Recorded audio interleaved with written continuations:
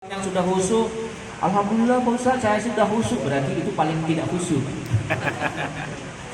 Sama seperti bagaimana Bapak Ibu ikhlas nih mengerjakan dakwah, saya ikhlas alhamdulillah, itu berarti paling tidak ikhlas. Karena apa? Pekerjaan ikhlas dan khusyuk itu pekerjaan hati sama Allah. Jadi ketika lupa saya sih belum bisa khusyuk dalam sholat, itu bagus, berarti dia ada usaha. Karena khusyuk itu di dalam Quran digambarkan sebagai pekerjaan paling berat. Sampai saking tidak punya energi, kita kan diajarkan oleh Nabi, Allahumma inni a'udzubika min qalbin la yakhsha'u. Ya Allah, aku mohon perlindungan kepadamu dari hati yang tidak pernah khusyuk. Benar tadi kata Pak, saya juga susah. Allahu Akbar, pertama khusyuk, setan pun datang tuh. Kunci mobil yang tadinya nggak ketemu itu Pak, pada saat sholat, oh iya, disorong sebelah sana. Itu setan. Jadi setan itu punya cara-cara terbaik untuk melemahkan orang ketika sholat. Ada yang begitu sholat, utang belum kebayar, piutang belum menerima, angsuran motor belum lunas, segala macam. Yang punya bisnis, ingat dalam sholat itu berarti sholat kita memang sedang digoda. Tapi terus kita berusaha untuk menghajar. Bagaimana latihannya? Ada 5 level. Ini ikhtiar ya, ikhtiar. Yang pertama, kalau kita ingin sholat khusyuk ada 5 tingkatan. Tingkatan pertama adalah persiapannya yang benar.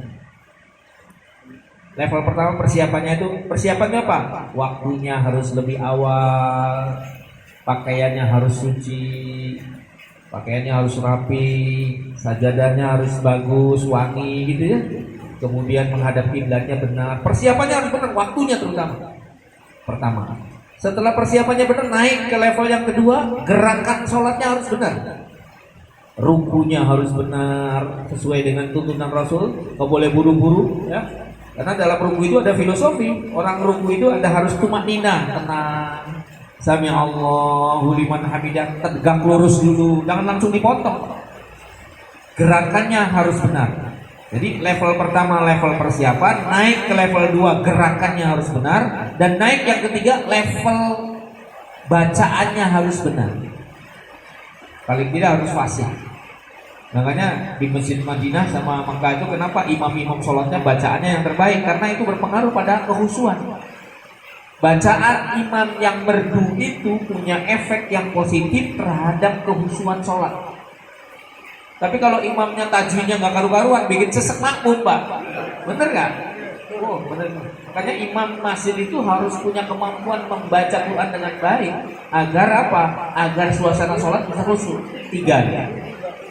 Kalau persiapan sudah bener, gerakan sudah bener, bacaan sudah bener, apakah itu disebut sholat? Belum Pak. Itu baru latihan sholat. Jadi gimana? Naik ke level yang keempat, sholat dengan akal pikiran kita. Ini berat. Jadi betul-betul begitu Allahu Akbar tuh nggak ngimingin apa-apa gitu. Akal pikirannya main pada saat kita sholat, fokus hanya kepada Allah. Kalau sudah akal pikiran main, lalu apakah disebut sholat khusyuk? Belum juga. Gimana? Naik ke level kelima, sholat dengan hati dan perasaan kita. Jadi hatinya main.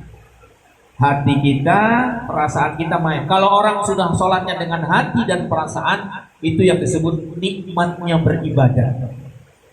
Saya punya cerita yang masih debatable ketika sahabat Ali terkena panah punggungnya ya. Itu kan kalau dicabut kan akan sakit ya. Lalu Ali mengatakan, cabutlah panah-panah yang menancap di punggungku pada saat aku sedang sholat.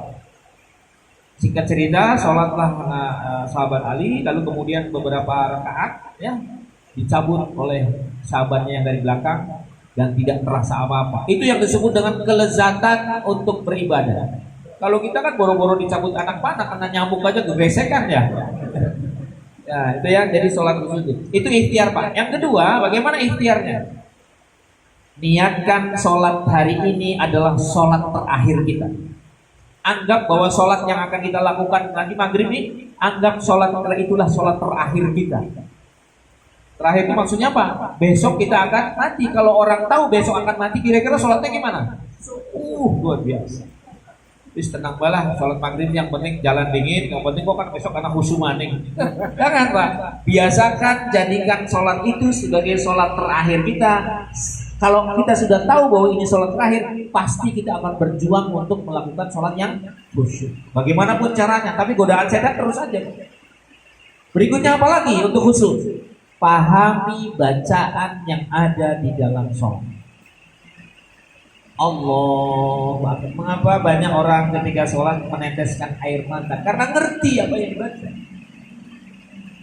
Tidak hanya ngerti ya, mungkin orang belum ngerti, tapi kemudian makanya saya menyarankan, saya tanya Bapak Ibu sudah berapa tahun jadi pemeluk agama Islam?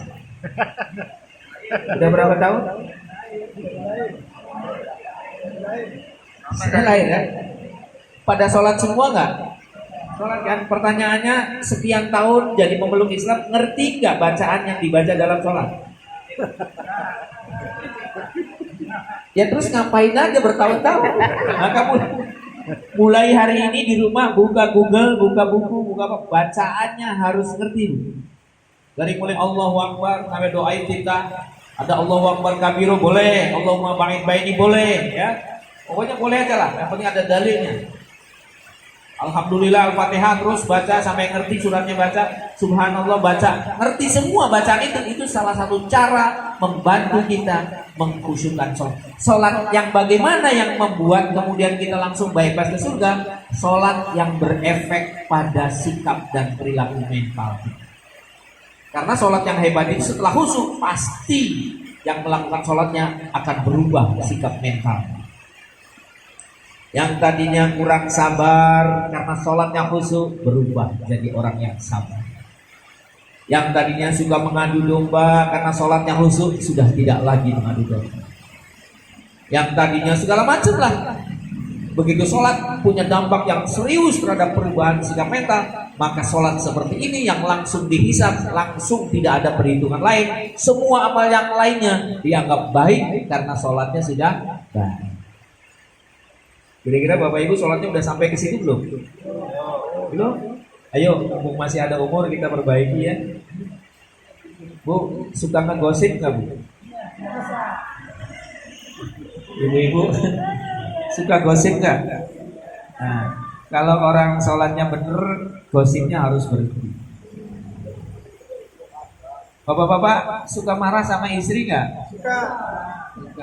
Kalau sholatnya bener, marahnya diteruskan ya, diperbaiki ya.